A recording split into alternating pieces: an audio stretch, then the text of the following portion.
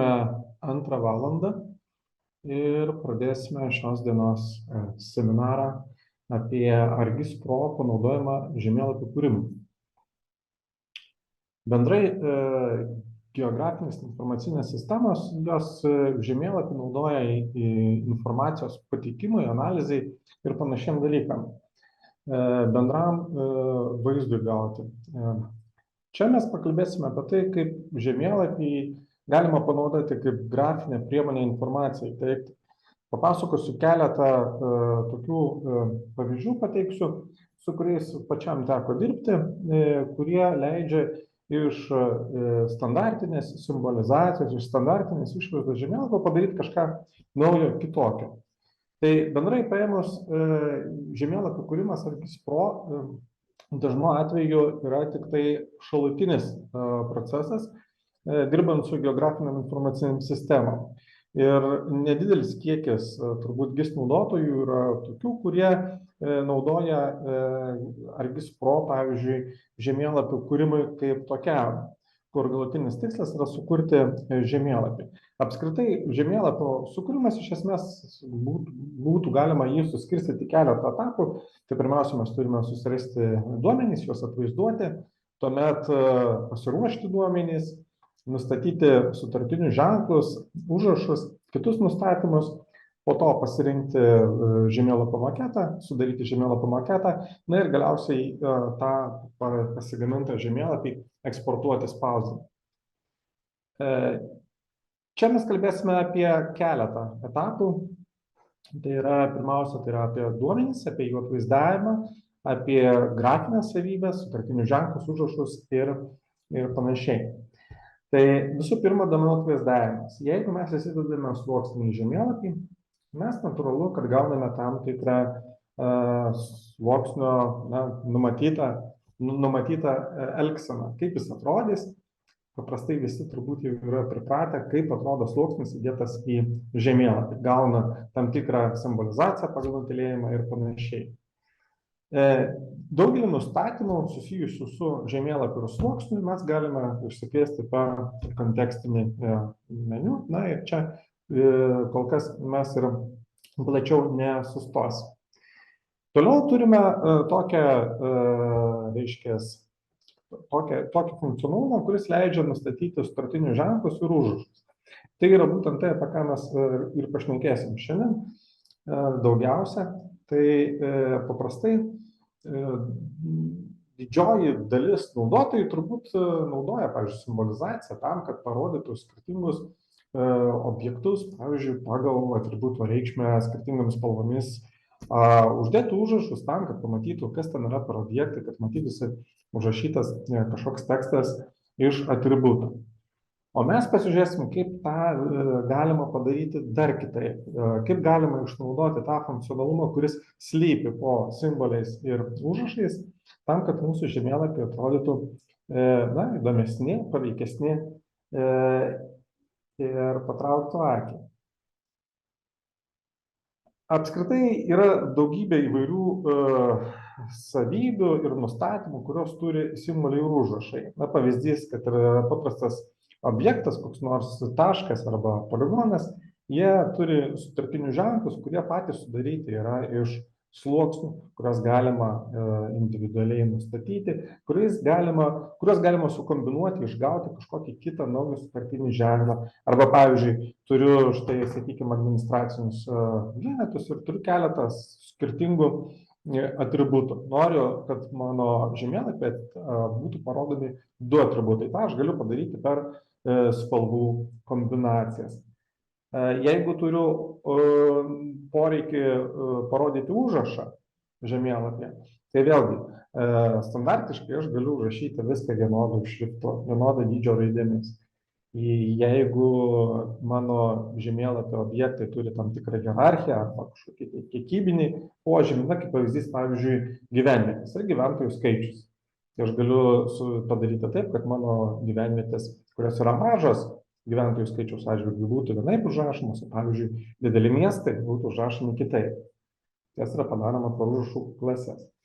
Dar vienas įdomus funkcionalumas, kurį galima panaudoti, ypatingai dirbant su kažkokiais didelį plotą užimančiais objektais arba netgi, pavyzdžiui, rastriniais duomenimis, tai yra peršviečiamumas ir sulėjimas. Anksčiau standartiškai ArcMapas turėjo vieną vienintelį būdą nustatyti peršviečiamumą. Dabar ArcGIS Pro turi į tų peršviečiamumo variantų daug. Na, netgi ir pats terminas transparency jau mažiau naudojamas, labiau naudojamas terminas blending, kas reikštų sulėjimą, kai turiu keletą skirtingų duomenų sluoksnių ir noriu iš jų išgauti bendrą vaizdą. Tai aš atlieku sulėjimą. Ir peršviečiamumas yra tik tai vienas iš variantų, kaip tą galiu padaryti. Tai irgi matysim. Na, egzistuoja ir įvairiausių kitų specifinių sričių, kurių galbūt šiandien ir neaptarsim. Pavyzdžiui, tarkim, trimatės scenos. Trimatėse scenos aš galiu turėti animuotus 3D simbolius. Apskritai, jeigu organizacijoje yra kuriami žemėlapiai, kuriami grafiniai produktai, yra naudojami sutartiniai ženklai, tai tokiais dalykais keistis mes galime per stiliaus resursus. Tai reiškia, jeigu organizacijoje reikia pernaudoti sutartinius ženklus, spalvas, šriftus ir panašiai, mes galime tą padaryti nesudėtingai per stiliaus resursą. Kalbėsime apie užrašus. Na ir pavyzdys, tarkime, paprastas peršviečiamumas. Štai yra įprastinė situacija. Turime keletą skirtingų sluoksnių. Vienas galbūt yra taip vadinamas hill shade, arba reljefo šešėlis, o kitas yra topografinė informacija. Galbūt tai yra grupė sluoksnių arba, pavyzdžiui, kokia vis paslauga ateinanti iš ArcGIS Online portalo. Ir mums reikia tą informaciją parodyti viename žemėlapyje vienu metu. Standartiškai mes ilgą laiką galėdavom nurodyti transparency arba peršviečiamumą vienam iš sluoksnių. Tokiu atveju po tuo sluoksniu esantis kitas sluoksnis pradeda matytis. Vienas toks niuansas yra tai, kad bendras gautas rezultatas yra mažiau ryškus negu kiekvienas iš tų dviejų paimtų. Na, kitaip tariant, spalva, jinai didinant peršviečiamumą, jinai dingsta.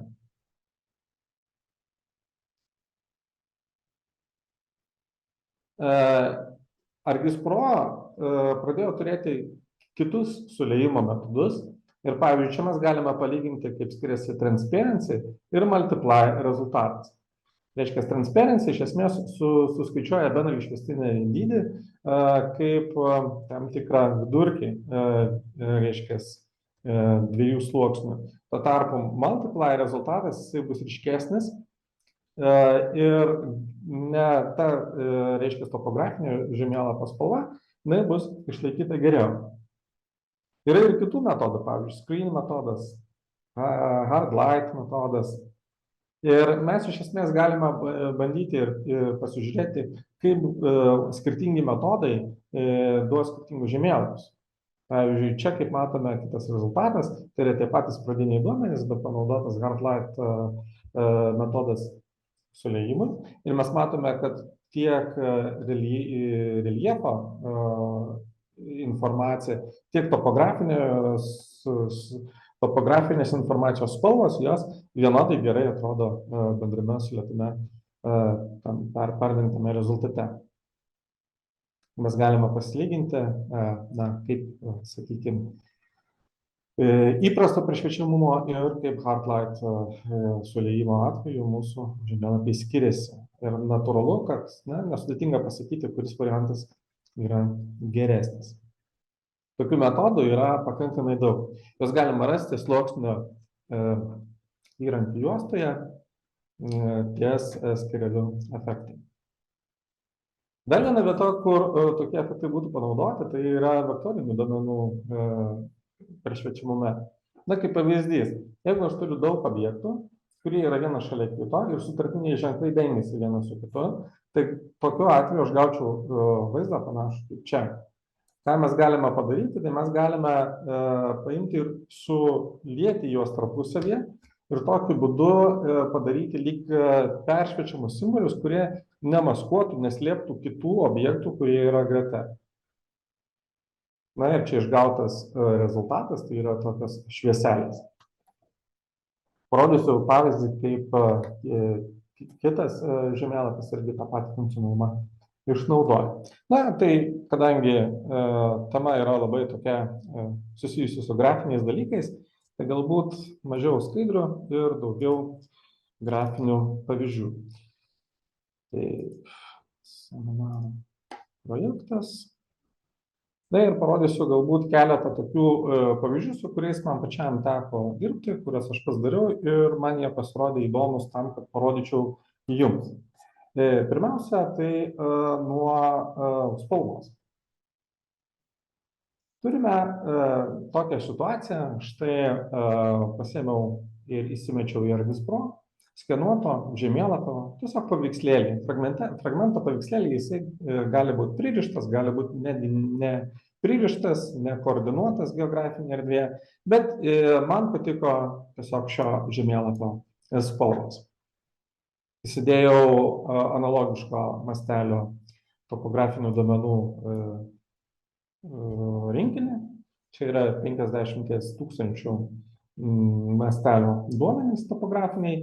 Na ir rezultatas yra tas, kad mano žemėlapio spalvos, šiuo atveju čia yra galbūt vienas sluoksnis, tai yra top plotai, kuris yra, jisai netitinka, nėra panašus į tą mano norimą rezultatą, kad aš norėčiau, kad mano žemėlapis atrodytų. Bet ką aš galiu išnaudoti, tai aš galiu išnaudoti labai paprastą funkcionalumą, kuris leidžia spalvą priskirti tiesiog bakstelius pelyte. Pirmiausia, aš pasižiūrėsiu, kokio G-kodo yra konkretus objektai, pavyzdžiui, pastatai. Pastatai pas mane yra PA0, susirandu PA0, spaudžiu dešinį klavišą ir turiu įrankį iDropper. Su iDropperiu galiu paimti ir užvažiuoti ant bet kurios žemėlapio vietos ir pasimti spalvą iš tos konkrečios vietos. Lygiai tokį patį, reiškia, veiksmą atliksiu su kitais objektais, galbūt, pavyzdžiui, dabar čia PA0 turėjo būti taip. PU0 iDropper ir čia oranžinė, o pastatai. PA0.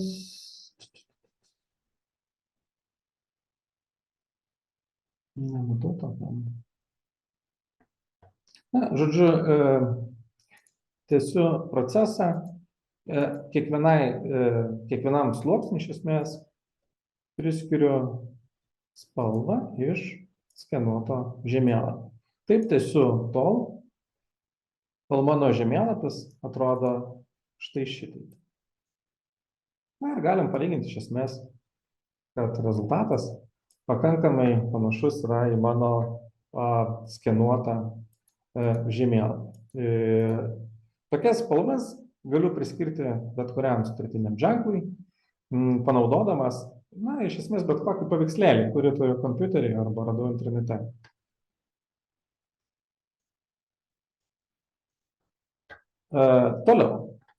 Toliau pasižiūrėkim, ką aš galiu padaryti su peršviečiamumu. Yra tokia situacija. Turiu reljefą, pakankamai išraiškingas reljefas Vilniaus Antakalnyje ir turiu Maps.lt duomenys. Tai yra iš esmės topografinė informacija, kuri neparodo taip vaizdžiai reljefą. Jeigu aš dabar norėčiau paimti ir parodyti viename žemėlapyje abu duomenų rinkinius, turėčiau eiti į peršviečiamumą. Na, galėčiau čia pabandyti, pavyzdžiui, kokią nors reikšmę, tarkim, 50 peršviečiamumą.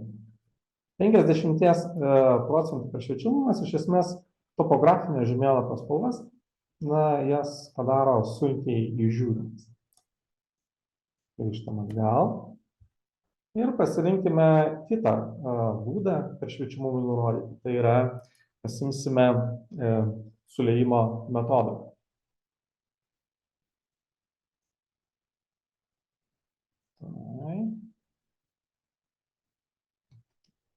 Paimkim ir panaudokim, pavyzdžiui, multiply metodą. Na ir multiply metodas iš esmės, ką daro, jisai kitaip apskaičiuoja išvestinę reikšmę. Na ir galbūt toks metodas, jisai šiuo atveju, na, man tiks labiau. Galiu pabandyti kitą, pavyzdžiui, artlight.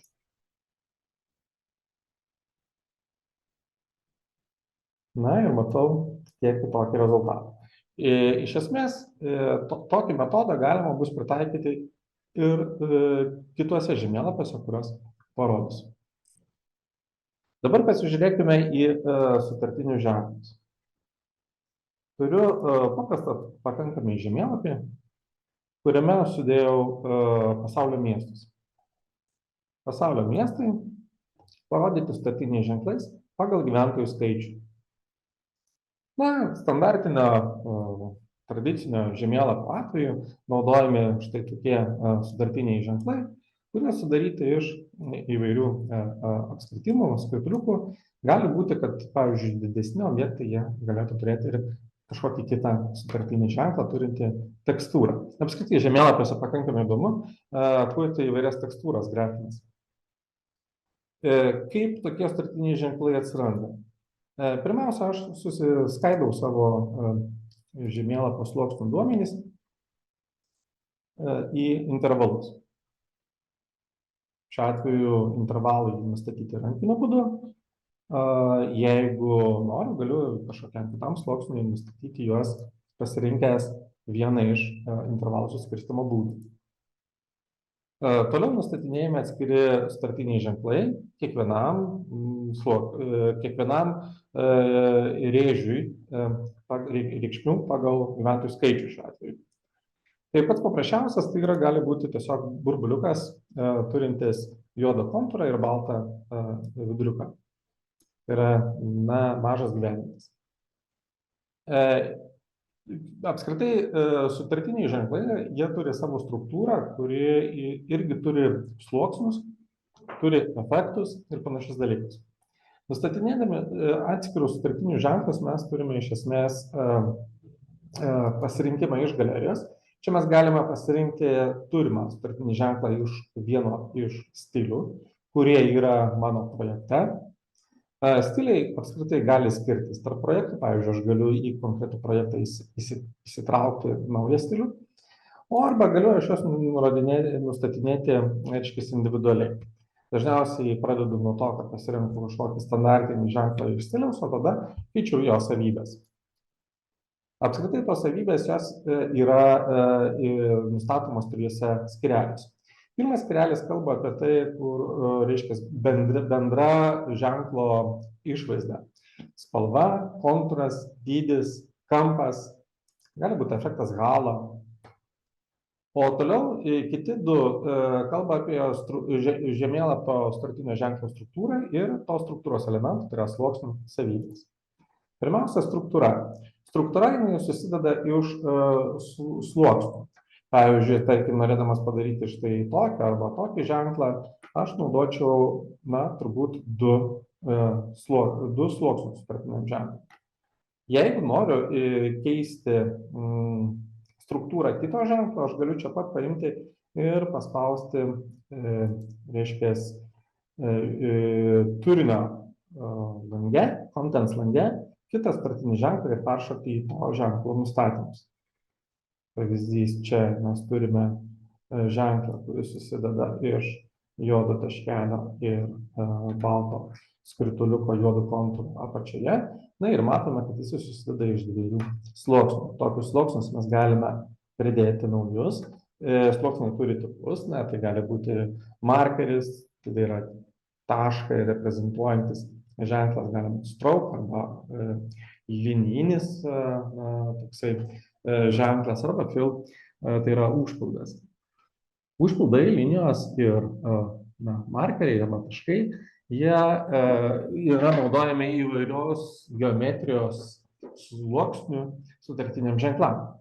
Pavyzdžiui, tarkim, jeigu tai yra taškai, tai taškam aš greičiausiai naudosiu įvairius marker tipo sluoksnius. Bet pavyzdžiui, plotinis objektas kurį aš norėčiau atvaizduoti kontūrų iš taškų, jisai turėtų irgi marker tipo sluoksnį. Tada aš galiu šituos sluoksnius paimti ir dubliuoti. Tas yra labai patogu, dėl to, kad, pavyzdžiui, čia aš turėjau vieną, reiškia, skrituliuką, jį sudubliavau ir pakeičiau jo savybės. Ženklai gali turėti įvairius efektus. Efektai, jie leidžia pakeisti geometriją dinamiškai. Na, pavyzdys, tarkim, aš galiu panaudoti, tarkim, buferį arba, pavyzdžiui, jeigu turiu lininius arba plotinius objektus ir kitokius efektus. O tada kiekvienas iš šitų nustatytų sluoksnių turi savo nustatymus. Nustatymai jie tiek bendri, tiek susiję su pasirinktais efektais. Na tai pavyzdys čia, aš turiu paprastą markerį, jį galiu, reiškia, pakeisti jo formą, galiu pakeisti, jo tipą, galiu formą įtraukti iš kokio nors resurso. Pavyzdys, tarkim, čia aš panaudojau, paprasčiausius tiesiog skrituliukus. Bet jeigu aš turėčiau grafinį kažkokį failą, pavyzdžiui, vektorinį, pasidaryčiau su vektorinės grafikos programa kokį nors kontūrą, tai jį galėčiau čia pat įsikelti. Dar vienas būdas, kaip keistis resursais, tai yra fontai. Fontai tai yra toks universalus pakankamai dalykas, su jais dažniausiai susidurėme, kai rašome tekstus. Pavyzdžiui, kokiu Wordu rašau tekstą ir pasirenku šriftą, taip vadinamą fontą. Bet iš principo raidė tai yra ne kas kita kaip vektorinės grafikos elementas. Taigi fontą galima būtų suprasti kaip vektorinės grafikos tokių formų katalogą. tą mes matome štai iš fonto S3 default marker, aš matau įvairius, pagal nutylėjimą prieinamus grafinius vektorinius elementus.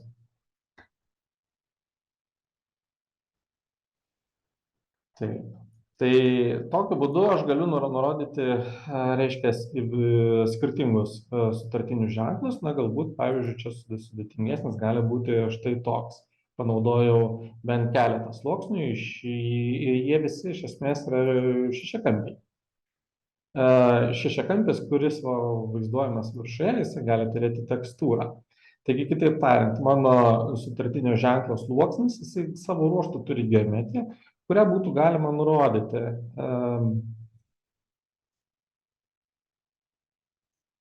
Tarkim, jeigu tai yra šešiakampis ir aš noriu, pavyzdžiui, turėti jo tekstūrą, aš galiu jį traktuoti kaip poligoninį objektą ir suformuoti atskirai.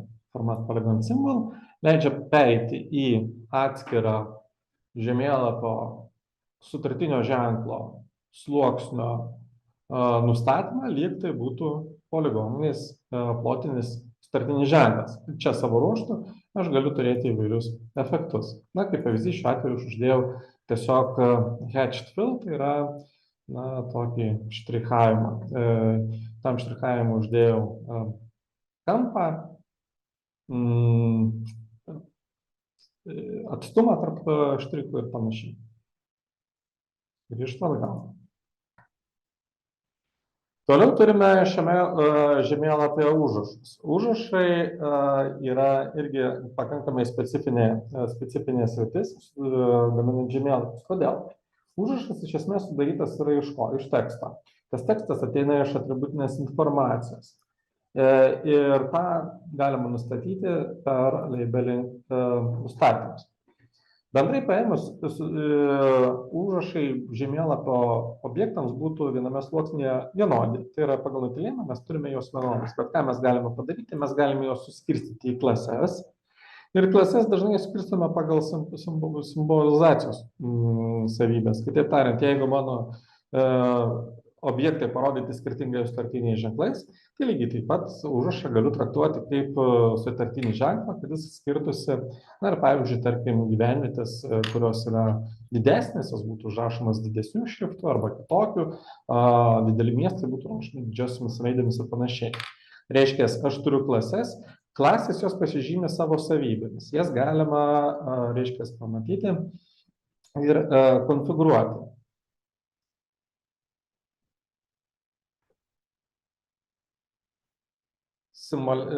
Reiškia, užrašų nustatymas remiasi tuo, kad mes turime klases, o klasės jos turi, reiškia, pirmiausia, tekstą, kuris parodomas. Įprastai tai yra vienas iš atributų, bet iš esmės šita reikšmė gali būti apskaičiuota naudojant išraiškas. Na tai arba bus Arcade'as, arba Python'as. Toliau, reiškia, užrašų klasė atsiskiria nuo kitų klasių per filtrą. Tai yra ne kas kita kaip filtras, kuris sutampa su intervalu, kuris yra panaudotas startiniam ženklam šiuo atveju, bet gali būti ir kitaip nurodytas. Bei atvaizdavimas pagal mastelį. Aš galiu reguliuoti, kada įsijungs, išsijungs mano užrašas. Šiuo atveju aš pasidariau žemėlapį tam tikram masteliui. Tai yra, kitaip tariant, mano žemėlapis turi savybę reference scale, kuri nurodo, kad mano žemėlapis yra iš esmės vieno mastelio žemėlapis.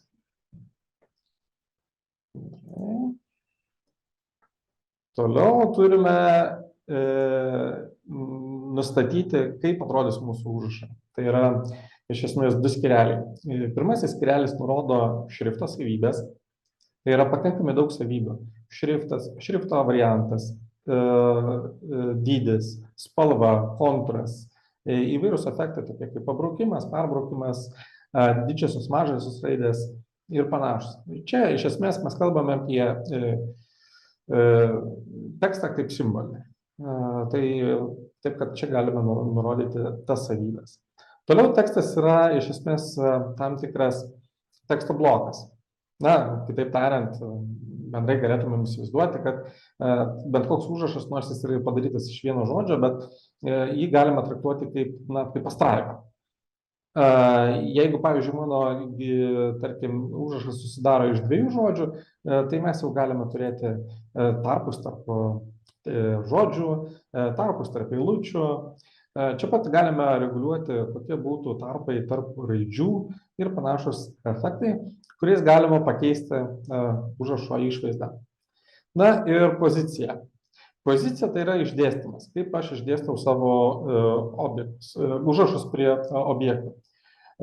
Čia turbūt pagrindinis momentas yra tas, kad grafiškai mano užrašai, būdami juodos spalvos, jie galėtų kelti grafinio pobūdžio konfliktus su kitais objektais, kurie būtų padaryti iš juodų linijų. Na, kaip pavyzdys juodas užrašas, kuris kertasi su linija, kuri irgi yra juodos spalvos. Tokiu atveju užrašas maskuotų, o linija trukdytų perskaityti. Užrašo paskirtis yra tiek atlikti informavimo funkcija, tai kitaip tariant, aš perskaitau užrašą ir suprantu, kas tai yra reiškia objektą žemėlapyje, tiek sutartinio ženklo funkcija, tai yra, kitaip tariant, leidžia man matyti, pavyzdžiui, hierarchiją tarp vietovardžių ir panašiai. Toliau. Mes turime įvairius nustatymus, kurie sudaro Maplex variklio dalis, kuriais leidžiama konfigūruoti grafinių konfliktų išsprendimą. Užrašai gali netilpti, jeigu jų yra daug, galbūt jie gali kartotis, galbūt mums reikia, kad jie kartotųsi, galbūt mes norim, kad besikartojantys užrašai būtų panaikinti ir panašiai.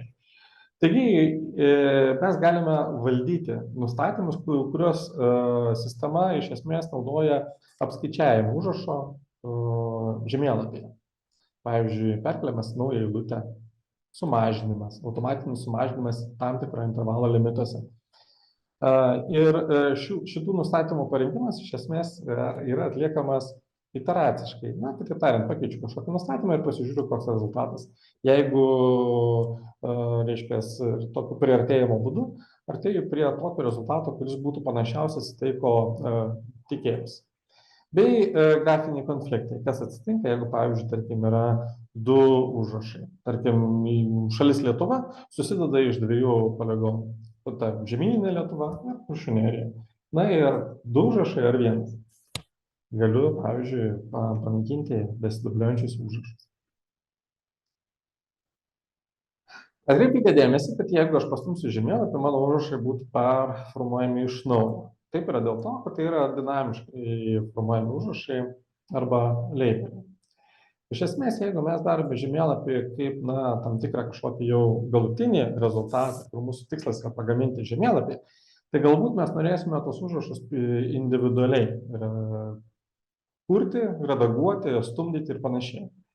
Tam galima pasinaudoti įrankiu, kuris konvertuotų mūsų užrašus į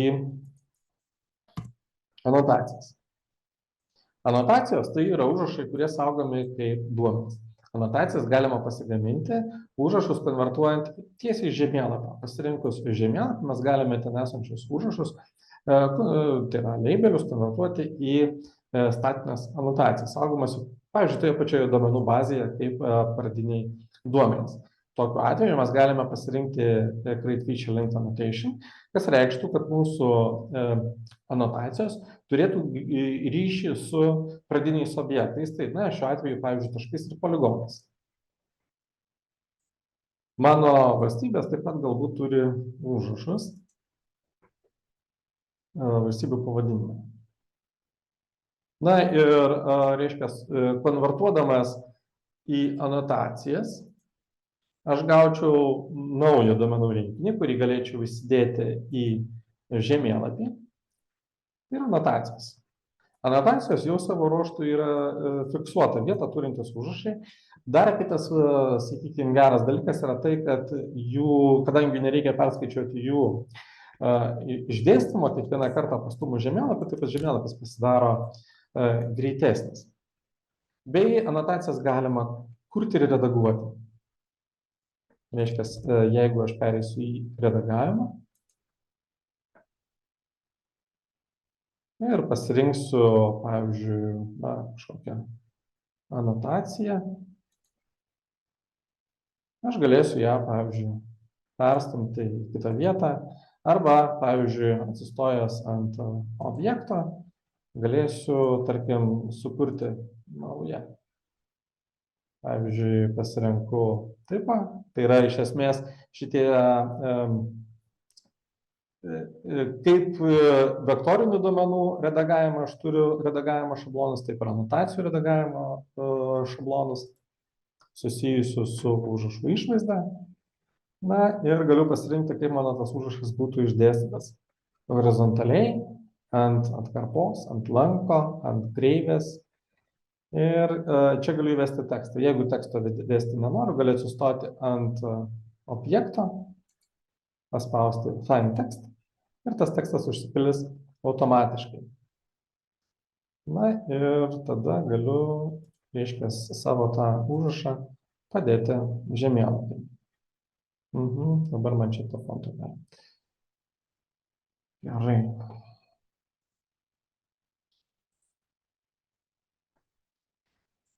Taigi, pašnekėjom šiek tiek apie užrašus. Toliau parodysiu keletą kitų pavyzdžių.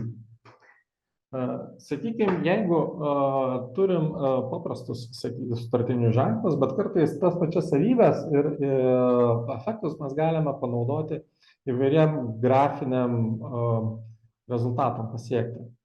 Pavyzdys būtų štai šitas. Turiu įprastą topografinį žemėlapį su hipsimetrinėm spalvom ir norėčiau, kad šitas mano vaizdas būtų bent kiek įdomesnis. Galiu paimti ir susirasti stilių. tą stilių aš paimsiu ir įsidėsiu iš Argisono. Add style. Ir susirasiu stilių, kuris vadinasi paper cut. Jisai yra Argisono. Paper cut stilius. Taip, jį atsisiausiu.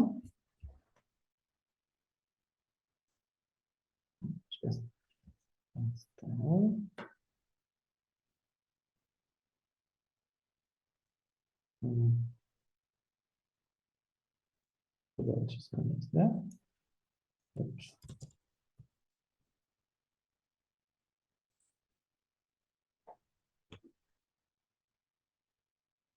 Tai dabar čia versija bus konvertuota į naujesnę.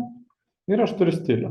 Stilius atkeliauja su vairiais startiniais ženklais, užrašų nustatymais, maketuose panaudojamais resursais ir panašiai. Ir čia šiuo atveju aš paimsiu ir šitą sluoksnį, paprasčiausiai sudubliuosiu, pasidarysiu antrą tokį patį. Dabar čia paimsiu ir pakeisiu simbolizaciją į vieną simbolį, single symbol. Tai reiškia, visi objektai būtų rodomi vienodai. Šitą išjungsiu, na ir turiu štai tokį sluoksnį. Čia pasimksim simbolį, pakeisim jį iš galerijos, iš stiliaus į PaperCut, o PaperCut savo ruožtu turi tokį persišviečiantį šešėlį. Dabar sutartiniai ženklai ir jų rodymo nuoseklumas žemėlapyje, jį galiu valdyti per Advanced Symbology Options, Feature Drawing Order. Ir čia galiu pasirinkti, kad mano objektai būtų parodomi pagal aukštį. Tai reikia, kitaip tariant, kad aukščiau esantis intervalas būtų nupieštas vėliau. Tokiu būdu, reiškia, galiu pasirinkti, kuris kurį maskuos, sluoksnis kurį maskuos. Tuo tarpu hipsometrinių spalvų sluoksniui, jeigu dabar įsijungsiu, tai jis maskuos žemiau esantį tą, sakykime, pseudo popierinį variantą. Čia galiu pasikeisti Layer Blend į Multiply. Na ir jeigu truputėlį luktelsiu, tai mano žemėlapis atrodys pakankamai įdomiai. Tokį žemėlapį, na, galbūt užtrunka išpiešti, bet eksportavus ir pasidarius iš jo grafinį failą, tiesiog paveikslėlį, aš galiu, pavyzdžiui, jį tiesiog įsidėti, pavyzdžiui, į žemėlapio maketą.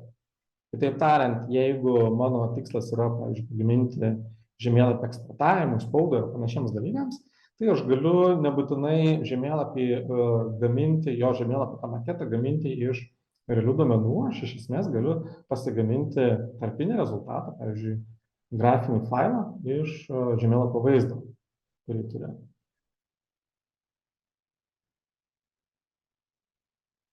Na, va toks įdomus variantas. Man šiek tiek primena, reiškia, medžių žievę.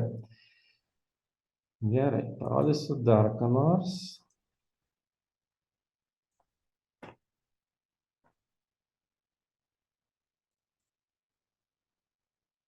Taip.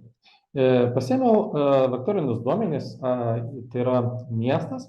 Na ir aš pagalvojau, galbūt galima būtų kažkaip sutartiniais ženklais per efektus išgauti metų laiko tokį nuotaiką. Tai čia šiuo atveju, ką aš padariau, tai paprasčiausiai panaudojau watercolor stilių, kurį galite susirasti Argis online, ir uždėjau jį pirmiausia pastatams bei gatvėms. Jeigu mes pasižiūrėtume iš ko padaryti tie sutartiniai ženklai, galėtumėm pasitikrinti, kaip tai atrodo. Reiškia, konkretus sutartinis ženklas turi savo savybės ir savo struktūrą. Čia iš esmės mes turime 4 sluoksnius, kurie, reiškia, duodavo tokį galutinį variantą. Čia yra pirmiausia tekstūra duodantis toksai pilkšvas, na, popieriaus struktūrą šiek tiek primenantis sluoksnis.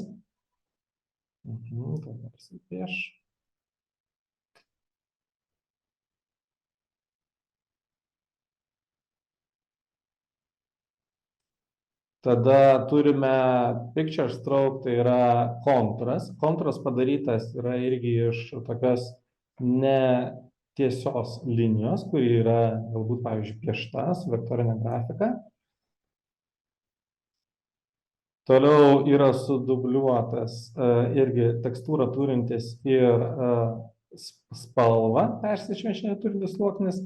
Na ir kad kontūras būtų ryškesnis šiek tiek, tai yra gradient stroke sluoksnis, kuris dar padaro tokį ryškesnį kontūrą, lyg būtų akvareliniai dažai ir ties kontūrų ten daugiau pigmento.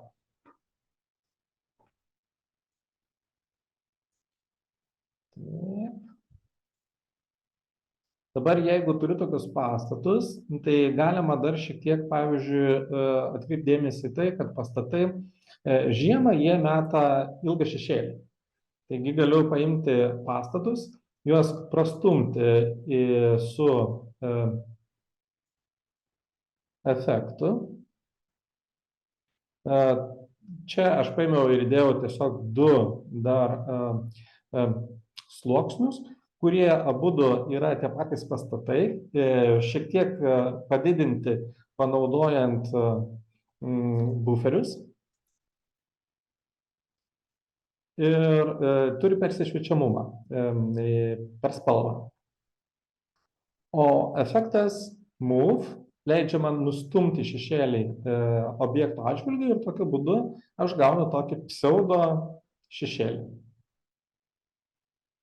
Lygiai tą patį principą panaudojau, pavyzdžiui, tarkim, medžiams yra taškas ir šiek tiek paslinktas XY ašise didesnis persišviečiantis skrituliukas, kuris iš esmės būtų to medžio metamas šešėlis.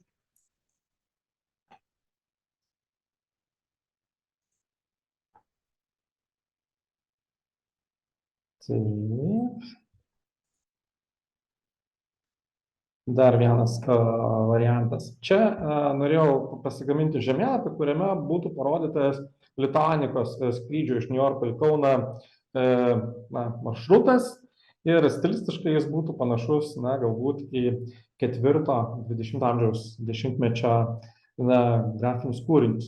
Iš esmės, ką aš padariau? Pasiėmiau skenuotą žemėlapį, susiradau jį internete, prisirišau geografinėje erdvėje, tai atlikau georeferencingą panaudojau.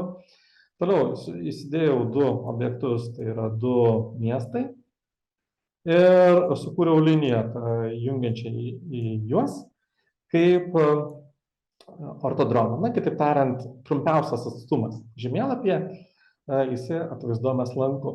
Ir kadangi tai yra skrydis, tai skrydis vyksta virš Žemės, tai tam, kad mes matytumėm tokį efektą, tai vėlgi sudubliuotas yra ženklas iš dviejų sluoksnių, kur šešėlis yra persišviečiantis ir pastumtas vienoje iš ašių žemyn.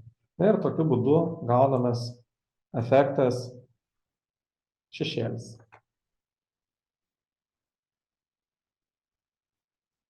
Kitas pavyzdys. Čia turiu, iš esmės, sausumą ir jūrą. Ir noriu, kad mano žemėlapis atrodytų įdomiai, aš noriu, kad jis atrodytų kaip senovinis žemėlapis. Ką aš padariau? Aš paėmiau ir pakeičiau žemėlapio, reiškia, sutartinio ženklo pirmiausia struktūrą ir panaudojau efektus tam, kad mano objektai jie atrodytų labiau tokie ne automatu sukurti. Tai ką mes čia turim? Turime sutartinius ženklus, kurie turi štai tokią struktūrą. Pirmiausia, tai yra hatched fill sluoksnis, kuris iš esmės dengia visą objektą bei turi dar papildomai uždėtą buferį, tai reiškia tam, kad išlįstų už kraštų, bei turi kitą efektą wave. Su wave efektu aš galiu išgauti štai tokią nereguliarią tos geometrijos formą. Jeigu tai būtų vienas efektas, pavyzdžiui, tarkim, sinusoidės pavydalo kreivę, tai jis vis tiek atrodytų toks mechaniškas. Bet aš galiu panaudoti sluoksnio, simbolio sluoksnio efektą su simbolio efektu. Kitaip tariant, aš galiu pačiam ženklui taipogi uždėti, na, taip vadinamą global efektą. Arba kitaip tariant, ne atskiriam sluoksniui panaudojama, bet panaudojama visam ženklui. Jeigu aš čia panaudosiu V, tai galiu tokiu būdu padaryti pačio objekto geometriją nereguliarią.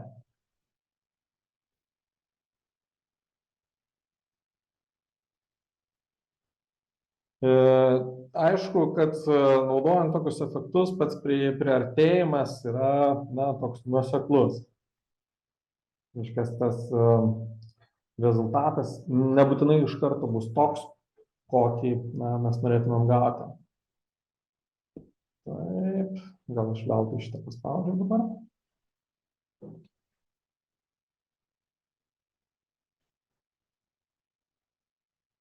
Žodžiu, šito ženklo struktūra yra tokia, kad aš vienas virš kito sudedu besidubliuojančius sluoksnius, kuriuose skiriasi vienintelis dalykas, tai yra šitų štrichų storis ir buferio dydis. Kitaip tariant, mažinu buferio aplink geometriją ir didinu štricho storį. Ir gautas rezultatas,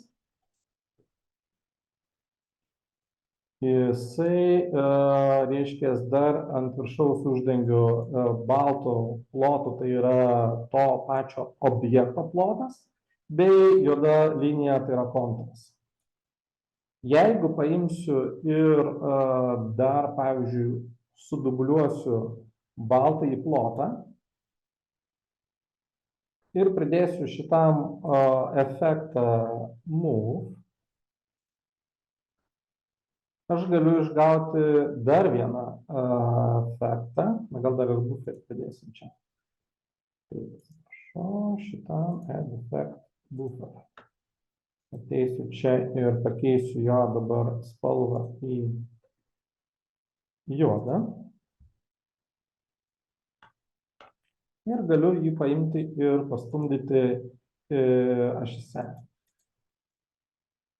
Tai ašgi galiu išgauti iš esmės ne ką kitą, o tokį pseudo šešėlį.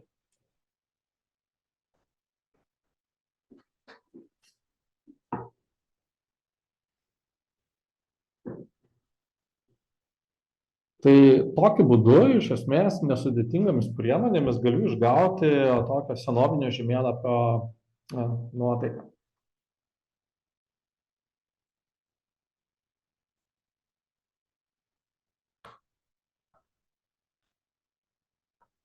Dabar dar vienas pavyzdys. Čia turiu teminius duomenis. Pasiėmiau pavyzdį, jį galima rasti internete, nuorodą rasite skaidrėse. Turim, reiškia, administracinius vienetus ir ten esančią skaitinę informaciją apie kažkokius socialinius, demografinius, ekonominius rodiklius. Na ir standartinis būdas tą informaciją parodyti yra nuspalvinti plotus skirtingomis spalvomis, na, tam tikroje dimensijoje, keičiant spalvą nuosekliai spalvų sekoje. Jeigu paimsiu ir konvertuosiu šių objektų centrinius taškus į taškinį sluoksnį, tai galiu padaryti kiek kitokį variantą. Tai atvaizduoti objektus tokiais spike viršūnėmis, kurios tiesiogiai susijusios su atributinė informacija. Viskas, ką čia matote, iš esmės yra kiekvienas tas ženkliukas sudarytas iš dviejų trikampėlių, kurie yra ištemti Y ašyje. Ir viršutinis trikampėlis yra šiek tiek mažesnis už apatinį ir pastumtas Y ašyje.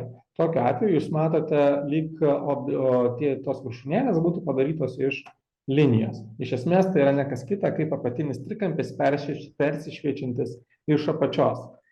Dabar jeigu mes pasižiūrėtumėm šitų sutartinių ženklų nustatymus, mes pamatytumėm, kad galima panaudoti grafinių elementų savybėms, panaudoti atributinę informaciją. Taip. Čia būtų šitas sluoksnis, jisai turi vieną sutartinį ženklą. Tas vienas sutartinis ženklas turi ryšį savybių tarp duomenų ir tarp sutartinio ženklo savybių.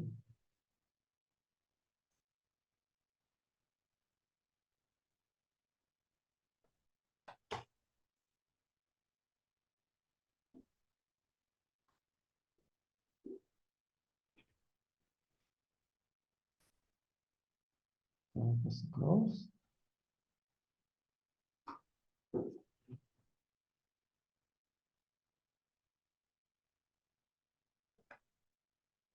Yra tokios bendros savybės, tokios kaip prišviečiamumas, kampas, spalva, dydis. Bei galima pasirinkti allow symbol property connections ir tokiu būdu tada tą, ką gauname iš atributų, tiesiogiai pernešti į sutartinių ženklų, simbolių, sluoksnių savybės. Tai čia šiuo atveju tas ir yra padaryta. Ir iš esmės yra dvi savybės. Tai pirmiausia, ištempimas vertikalioje ašyje, o kita savybė tai yra offset y, tai būtų perstumimas y ašyje, kadangi ištempimas jis iš esmės vyksta aplink trikampio centrą. Tai tada gaunasi, kad mums reikia per pusę tos reikšmės tą objektą pastumti y ašyje. Ir čia mes galime panaudoti gal ir ne tokias paprastas tas išraiškas, bet tokias, kuriomis galime apskaičiuoti reikšmę. Iš esmės dydį. Jums reikia iš atributinės informacijos, kuri yra atributų lentelėje, perskaičiuoti į žemėlapio pikselius. Iš esmės, kas čia daroma, tai yra turimos dvi reikšmės. Tai yra minimali ir maksimali atributo reikšmė ir dydis pikseliais. Tai yra nuo kokio iki kokio mes savo ženklą norime ištempti ir tada panaudojama paprasta aritmetika tam, kad mes suskaičiuotumėm išvestinį dydį pikseliais. Dabar šito atveju, jeigu mes pasižiūrėtumėm mūsų objektai, galbūt tos viršūnėlės maskuoja viena kitą. Čia mes galėtumėm pasinaudoti kitą savybę, tai yra feature blend perdengimą, suliejimu ir padaryti peršviečiamumą tarp to paties sluoksnio simbolių. Čia aš paimsiu kitą to paties variantą. Šitas bus. Na ir čia šiuo atveju yra tam tikras perėjimas nuo tokios tamsios iki simbolio spalvos gradientas.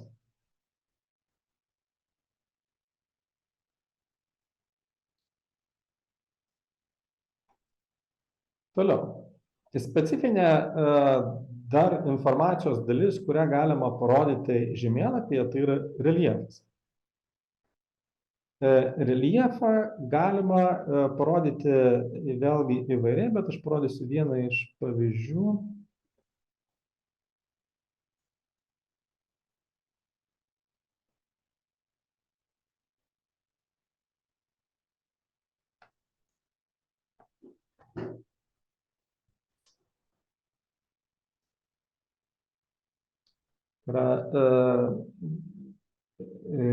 Reljefą galima irgi sukombinuoti su peršviečiamumu ir panaudoti bent keletą to paties reljefo versijų tam, kad išgautumėm kažkokį tai suminį rezultatą.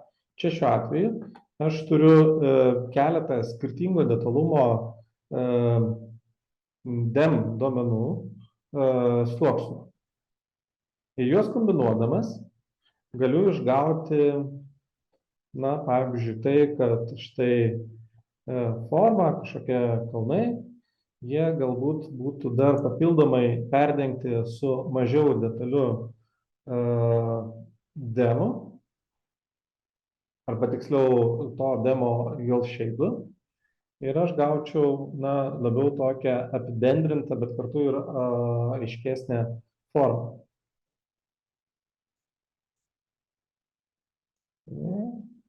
Jungsiu. Na ir gaunasi taip, kad tas papildomas sluoksnis, kuris turi labai didelį šviečiamumą, bet jis jau leidžia šiek tiek geriau atvaizduoti skirtingas reljefo formas. Kitaip tariant, reljefo atvaizdavimas žemėlapį iš esmės yra, na, kombinacijos paieška, kuri būtų padaryta iš vieno pagrindinio, sakykime, demo, iš kito demo, iš skirtingų šešėlių ir panašiai. Spalvas, kurias galiu panaudoti, vėlgi galiu nurodyti analogiškai, kaip prieš tai rodydame pavyzdyje suskenuotų žemėlapį. Aš galiu susirasti žemėlapį internete, kuriame man patinka spalvas, įsikelti čia ir tada atėjęs nustatyti spalvas konkrečiam sluoksniui.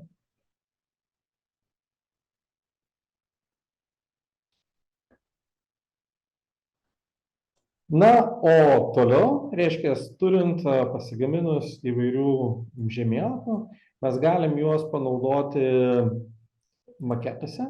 Maketai savo ruožtų irgi pakankamai įdomi dalis, dėl to, kad juose galima panaudoti irgi įvairiausių efektų. Na, kaip pavyzdys parodysiu štai tokį. Čia buvo tikslas sukurti tokio senovinio žemėlapio įspūdį.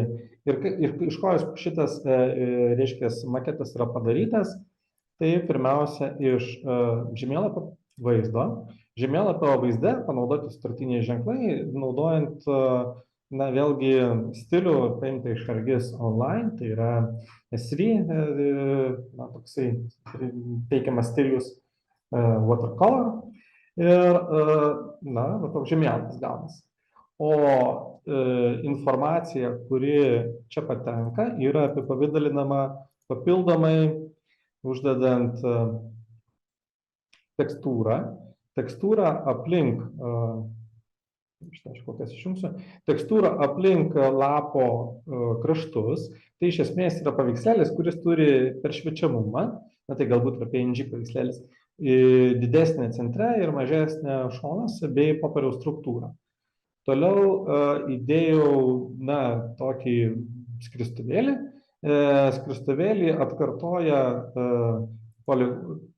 poligonas, kurį čia pat nupaišiau ir uždėjau peršviečiamumu, tai būtų šešėlis. Tokį patį metodą galima panaudoti nuotraukai, suformuoti užlenktą kraštelį, na ir panašiai. Tokie dalykai, jie kartografijoje naudojami buvo ypatingai XIX amžiaus žemėlapiuose. Tokie pseudo 3D efektai. Na ir galutinis rezultatas galite patys įvertinti. Taigi, grįžtant prie mano prezentacijos, parodžiau keletą pavyzdžių, galbūt jums patiems kils įvairių minčių, galbūt patys nuspręsite pakeisti savo kuriamus žemėlapius, padaryti juos įdomesnius, įvairesnius. Na, nebijokite eksperimentuoti, įdėjau keletą nuorodų. Tų nuorodų, na, yra labai daug, iš tikrųjų, dėl to, kad labai daug resursų negalite rasti. Ypatingai ArcGIS bloge. Ten paprastai labai daug informacijos apie žemėlapius, grafinius dalykus, kuriuos galima pasiekti ArcGIS ir panašiai. Na ir ačiū. Čia mano pristatymas baigėsi.